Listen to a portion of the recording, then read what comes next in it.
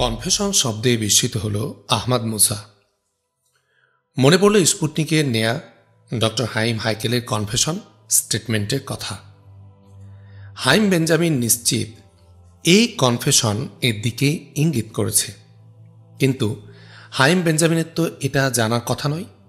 হতে পারে পুলিশ অফিসারের ছদ্মবেশে আসা অ্যালেন শেফার কোনো ফর্মে এই কথা হাইম বেঞ্জামিনকে বলেছে, বলল আহমাদ মুসা হাইম বেঞ্জামিনকে উদ্দেশ্য করে। মিস্টার হাইম বেঞ্জামিন, কনফেশন করাবার প্রশ্ন নেই। অতীতের প্রতিবিধান হিসেবে নিজে স্বতঃস্ফূর্তভাবে কোথাও কনফেশন করেছেন, এটাই ওদের কাছে তার সবচেয়ে বড় অপরাধ। আর সুবিধাভোগীর কথা বলছেন, ডক্টর হাইম হাইকেল কারো সুবিধার্থে কনফেশন দেননি। সত্য প্রকাশের স্বার্থে তিনি এটা করেছেন। আর সত্য প্রকাশ হলে এবং মিথ্যার ভার অপসৃত হলে কারো না কারো তো উপকার হবেই। বুঝলাম, কিন্তু প্রশ্ন হলো, আব্বা যদি কনফেশন করে ফেলেই থাকেন তাহলে সবই তো শেষ। আটকে রেখেছেন কেন আব্বাকে তাহলে তারা? জিজ্ঞাসা বেঞ্জামিনের। আমার মতে এর দুটো কারণ। এক, কনফেশনের সত্যের একটা অংশের মাত্র প্রকাশ ঘটেছে, সত্যের সবটা নয়। অবশিষ্ট সিংহভাগ সত্যকে তারা ডক্টর হাইম হাইকেলকে আটক রাখার মাধ্যমে চেপে রাখতে চায়। দুই, ওরা মনে করে ডক্টর হাইম হাইকেলের সেই কনফেশন তারা উদ্ধার করে এনেছে, এর কোনো কপি আর বাইরে নেই। সুতরাং ডক্টর হাইম হাইকেল এখন আটক থাকলে সত্য প্রকাশ হওয়ার আর ভয় নেই। কিন্তু তারা জানে না যে কনফেশনের মূল কপি বাইরে রয়ে গেছে।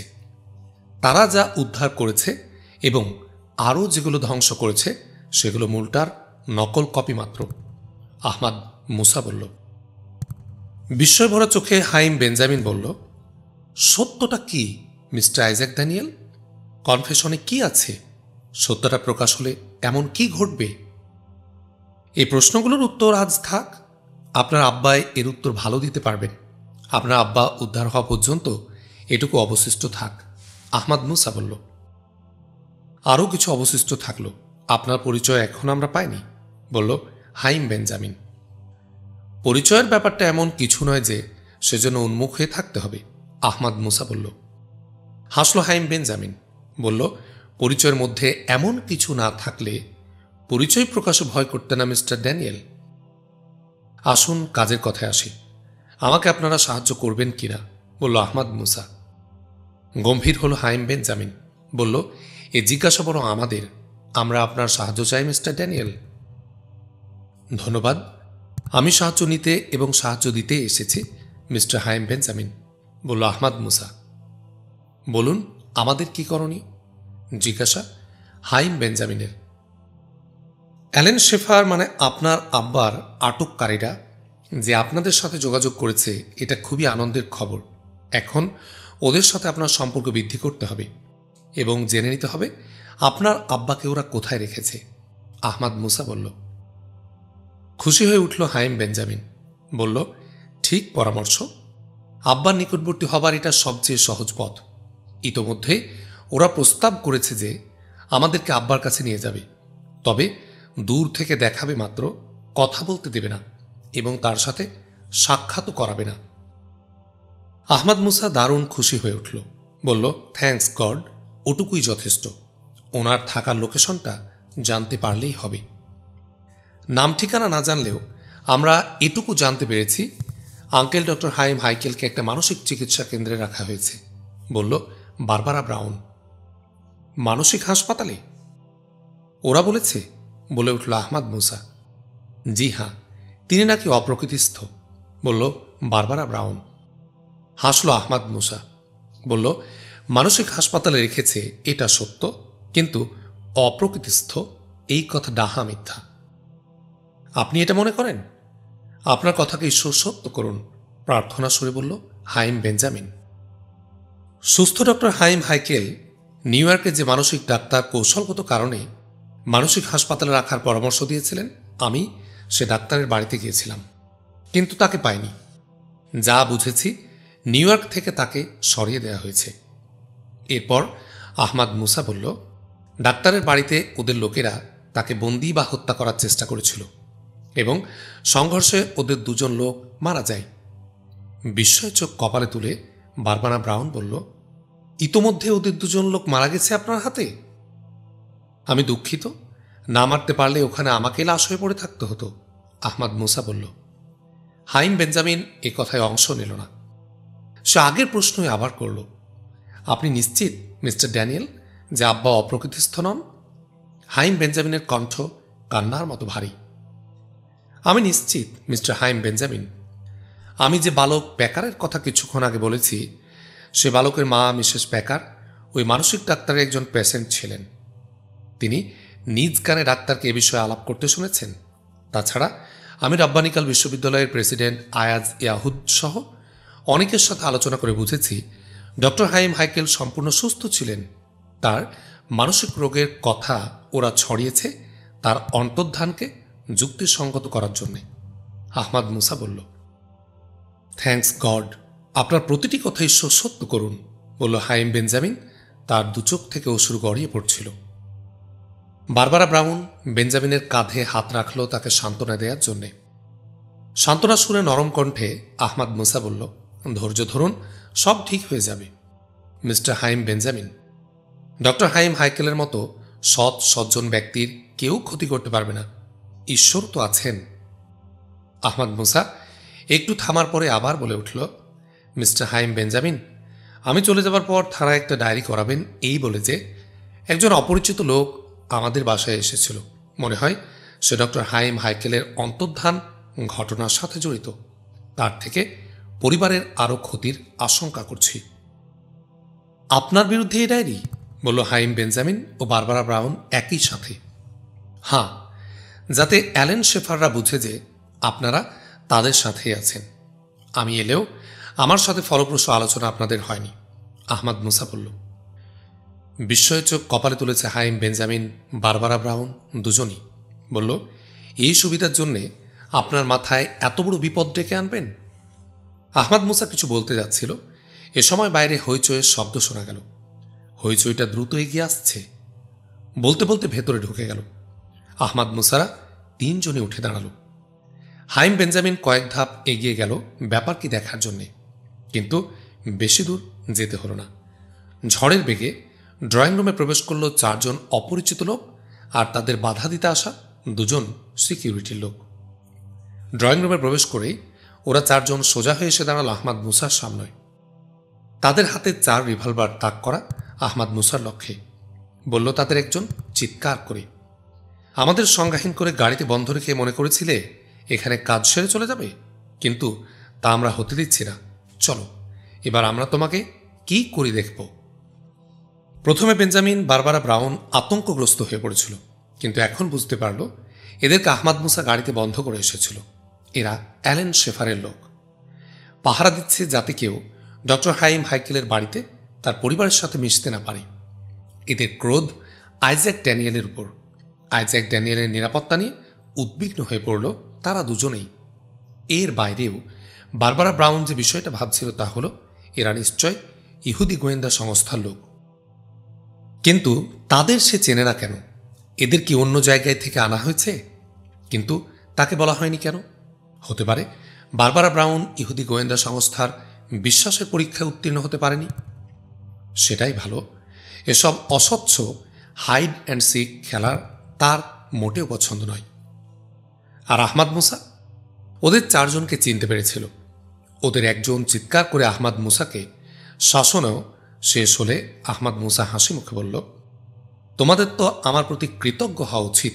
তোমরা এখনও বেঁচে আছো এবং এখানে আসার সুযোগ পেয়েছ। ওরা 4 জন তেলে বেগুনে জ্বলে উঠল আরো। ওদের তর্জন গর্জনের মধ্যে একজন তার রিভলভারের ট্রিগারে তর্জনে চেপে বলল, আর একটু চাপলেই বুলেট তোমার কপাল ফুটো করে মগজ লণ্ডভণ্ড করে দেবে। আহমাদ মুসা হাসল, বলল, তোমার রিভলভারের গুলি আছে কিনা পরীক্ষা করেছ? একথা বলতেই লোকটি চমকে উঠে তার রিভলভার পরীক্ষা করল। গুলি নেই। তার চোখ ছানা বড়া হয়ে উঠল গুলি নেই দেখে। সে তাকালো অন্য 3 জনের দিকে। ওরা 3 জনও একে একে রিভলভার পরীক্ষা করল। প্রত্যেকেরই চোখ ছানা বড়া হয়ে উঠল বিস্ময়ে। কারো রিভলভারে গুলি নেই। আহমাদ মুসা ওদের বিপর্যস্ত চোখের সামনে ঝুঁকে পড়ে দু হাত দিয়ে দুপায়ের মোজায় আটকানো দুটি রিভলভার বের করে আনল। আহমদ মুসা সরে এলো ড্রয়িং রুমের দরজার দিকে। ওরা চারজন সহ হাইম বেঞ্জামিন, বারবারা ব্রাউনও এবার তার সামনে। আহমদ মুসা তাক করেছে তার রিভলভার দুটো ওদের চারজনের দিকে। বলল, দেখলে তো নাটকের দৃশ্য কিভাবে পাল্টে গেল? তোমরা কি করে ধরে নিলে যে বুলেট ভরা রিভলভারগুলো আমি তোমাদের কাছে ফেলে এসেছি? মাত্র মৃত্যুই এ ধরনের ভুলকে ডেকে নিয়ে আসে। ওদের চারজনের বিমূঢ় মুখে এবার আতঙ্ক নেমে এলো। বলল, দেখো, আমরা সরকারি লোক, গায়ে হাত দিলে ভালো হবে না। আমরা নিজে করিনি, সরকারি হুকুম তামিল করার জন্যেই আমরা এসেছিলাম। আহমদ মুসা হাসল, বলল, ভয় করো না, আমার রিভলভারের মূল্যবান বুলেট তোমাদের জন্য নয়। সামান্য কয়টা পয়সার বিনিময়ে এসেছ আমাকে মারতে। এই ধরনের খারাপ কাজ আর করো না। বলেই আহমদ মুসা তাকালো রিভলভার দুটো পকেটে ফেলে, তাকালো হাইম বেঞ্জামিনের দিকে। বলল, জানি আমি বেরোনোর পর আপনারা থানায় গিয়ে কেস করবেন যে আমি আপনাদের হুমকি দিতে বা হত্যা করতে এসেছিলাম। তবে আমার অনুরোধ, এই চারজন নকল গোয়েন্দা সম্পর্কেও থানায় অভিযোগ করবেন। ওরা সরকারি গোয়েন্দার পোশাকে এসেছিল নিজেদের উদ্দেশ্য সাধন করতে। এটা অপরাধ। হাইম বেঞ্জামিন ভালোভাবে তাকালো চারজনের দিকে। ঠিক তো, ওদের চারজনের পরনে সরকারি গোয়েন্দা পোশাক। আহমদ মুসা থামতে ওদের চারজনের একজন বলে উঠল, মিথ্যে কথা, সরকারি হুকুমেই আমরা এসেছি। সরকারি কোনো লোকের হুকুম হতেই পারে, কিন্তু সেটা সরকারি হুকুম নয় এবং তোমরা সরকারি লোক নও। ফিলাডেলফিয়ার পুলিশ প্রধানকে জিজ্ঞাসা করলেই এটা জানা যাবে, বলল আহমদ মুসা। তারপর আহমদ মুসা সকলকে গুড বাই বলে ড্রয়িং রুম থেকে বেরিয়ে এলো। আহমদ মুসার পর বেরিয়ে গেল ওরা চারজনই। যাবার সময় বেঞ্জামিনকে বলল, সরি স্যার, আমরা শয়তানটাকে আটকাতে পারিনি। আপনাদের কোনো ক্ষতি করেনি তো? ভীষণ চালাক আর ধড়িবাজ লোকটা। আমরা এসে পড়ে ভালোই হয়েছে, চলে যেতে বাধ্য হলো। আপনাদেরকে এই দায়িত্ব কে দিয়েছিল? জিজ্ঞাসা বারবারা ব্রাউনের। দুঃখিত, আমরা বলতে পারবো না ম্যাডাম, বলে তারা চারজন বেরিয়ে গেল ড্রয়িং রুম থেকে। ওরা চলে গেলে বারবারা ব্রাউন বলল, বেঞ্জামিন, তুমি একটু দাঁড়াও, আমি একটা টেলিফোন করে আসি। বলে মোবাইল নিয়ে টেলিফোন গাইডের খোঁজে হাইম বেঞ্জামিনের ঘরে গেল। মিনিট তিনেক পর ফিরে এলো বারবারা ব্রাউন। তারপর সে ও হাইম বেঞ্জামিন সোফায় ফিরে এসে পাশাপাশি বসল। বারবারা ব্রাউনই প্রথম কথায় বলল, অনেক প্রশ্নের সমাধান আজ হলো বেঞ্জামিন। মিস্টার আইজ্যাক ড্যানিয়েল ঠিকই বলেছেন, এরা চারজনই ভুয়া গোয়েন্দা। আমি ফিলাডেলফিয়ার পুলিশ প্রধান মিস্টার টেলারের কাছে টেলিফোন করেছিলাম।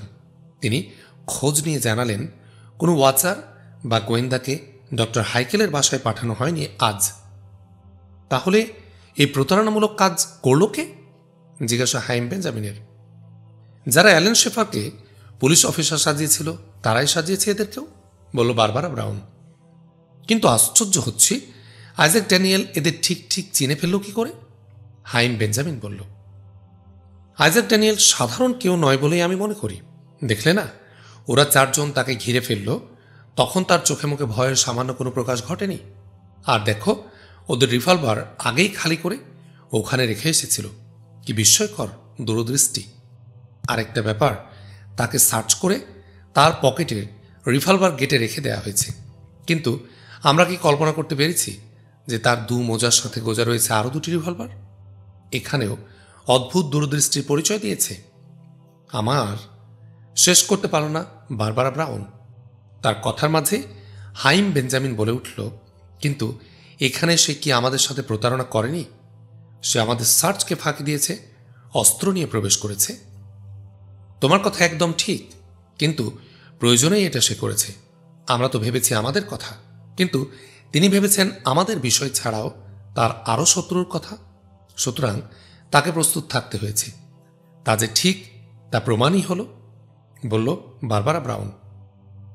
ঠিক বলেছ বারবারা, ওদের একটা করে রিভলভার খালি করে রেখেছিল।